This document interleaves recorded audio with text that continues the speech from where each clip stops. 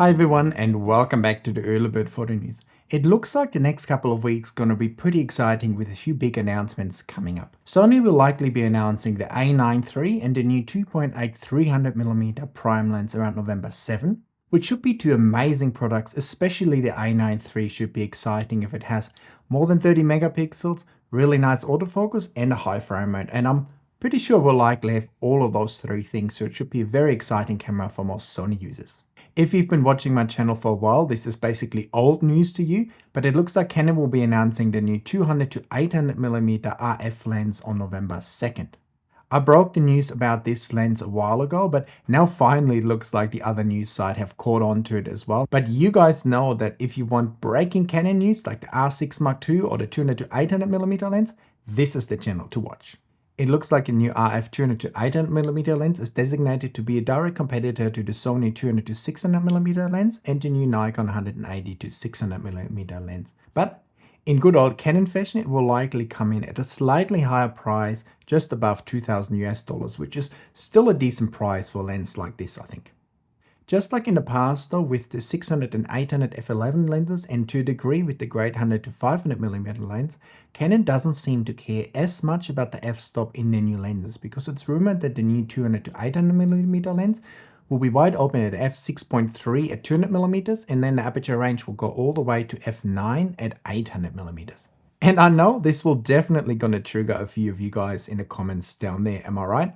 To be fair though, being wide open at f9 and 800mm is right in line with the competition and very competitive, because if you put a 1.4 extender on a Nikon or Sony lens, they're wide open at f9 and 840mm. So being wide open at f9 and 800mm is totally acceptable, I think, especially if the lens is nice and sharp wide open already.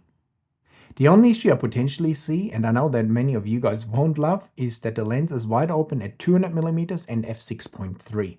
And I think it's unlikely that it's going to stay f6.3 all the way to 600mm.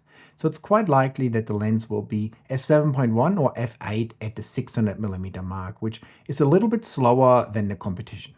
Now, I may be wrong and the lens could be f6.3 all the way from 200 to 600mm, but that's probably unlikely. So having a lens that's quite small and light, and you combine it with an R7 for instance, could be an amazing walk-around combo that is super light, not too expensive, and would give you a reach of up to 1280mm, which is pretty crazy, isn't it? One big question remains though, is the lens going to be an external zoom or an internal zoom? Both the Sony and the Nikon lenses are internal zooms, and I know that most of you hope that this Canon lens will also be an internal zoom, but we have to wait and see. Ultimately, I hope that it's a nice and super sharp lens that doesn't break the bank and still performs well in the field, similar to the already great RF 100 to 400mm lens that's very small, very light, and fairly cheap, and actually performs surprisingly well in the field. So it can kind of become a lens in that mold. I'll be very happy, and I'm sure I'm going to get one, and I'm looking forward to getting one, buying one, and making a video for all of you guys. And whether you use an old lens or buy a new lens, the best way to improve the look of your images quickly is to learn and improve your image editing. And I would love to help you with that with my PROSETS and my masterclass. With my PROSETS, I allow you with just one click to transform your RAW files with great colors and a great exposure, giving you the perfect starting point for the editing process. And in my masterclass, I teach you step by step everything you need to know in Photoshop to make your own images look amazing, like adding canvas, curves, layers, selective colors, the liquefier, cloning, and so much more that will help you to quickly get great results. So make sure to check these out down there in the description.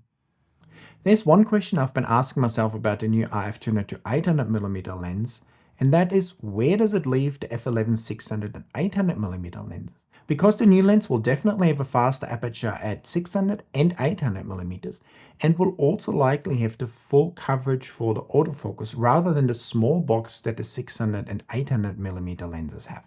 Of course, the new zoom lens sits in a different price bracket and will cost almost double the price of the 600 and 800mm lenses. Being a zoom lens, it's more flexible as well. So where do you guys think it leaves the 600 and 800mm lenses? Does it make them redundant?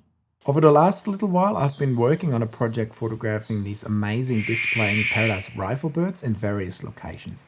And I had some good success, but also some annoying things happening to me. The other day, I was standing in a rainforest, watching a bird on its display perch, and it was about 28 degrees or 82 degrees Fahrenheit. And when I changed into video mode, my R5 said that there was no recording time left because it was overheating.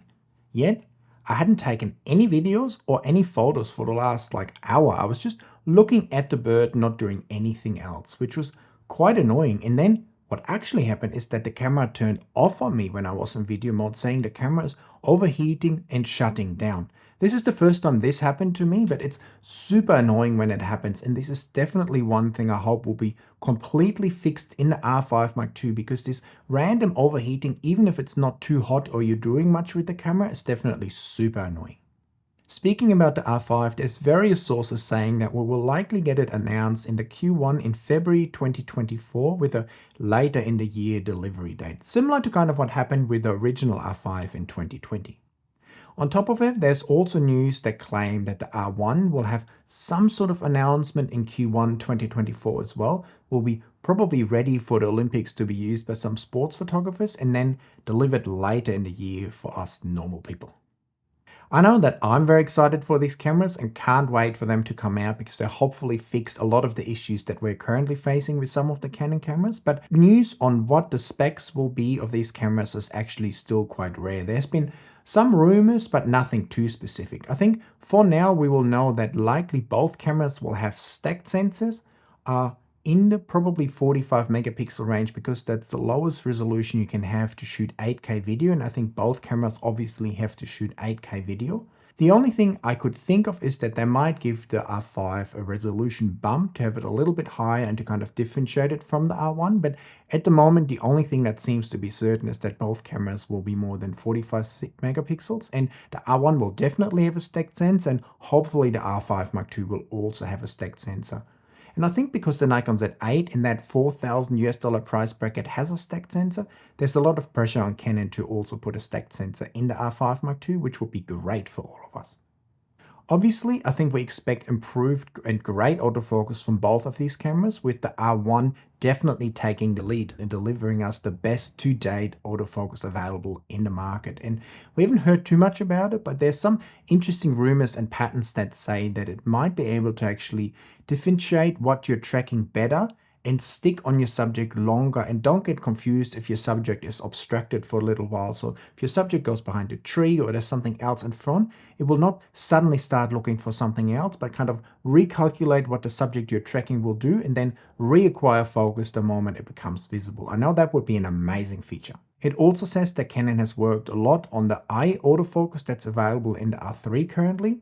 Personally, I'm not a fan of it at all, because it doesn't really do what I want it to do, but if it's much improved, I could see that being a useful feature in the R5 Mark II and the R1 as well.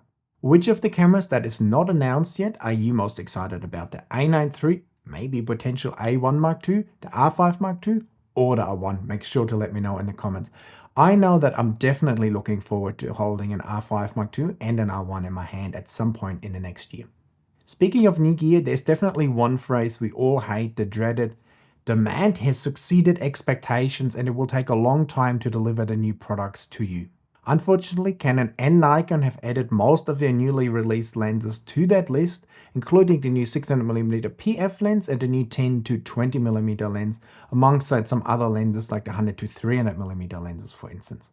I was hoping that by now all these delivery issues would kind of be resolved, but it seems like with the new gear it's still happening, which is very frustrating for us users, because sometimes I think it would be better to announce the gear later and have it available right away than announcing the gear and then not being able to deliver it for a very long time. Because I know for you and for me, it's pretty annoying if you order something, you're really excited about it, and then it takes months and months to actually receive.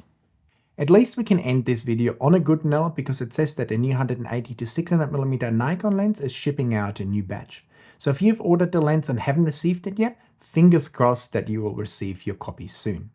So please make sure to let me know in the comments all your thoughts about the great new gear coming up. Hit that like button, check out my channel membership, and hit that subscribe button, and I will see you in a new video very soon. Bye guys!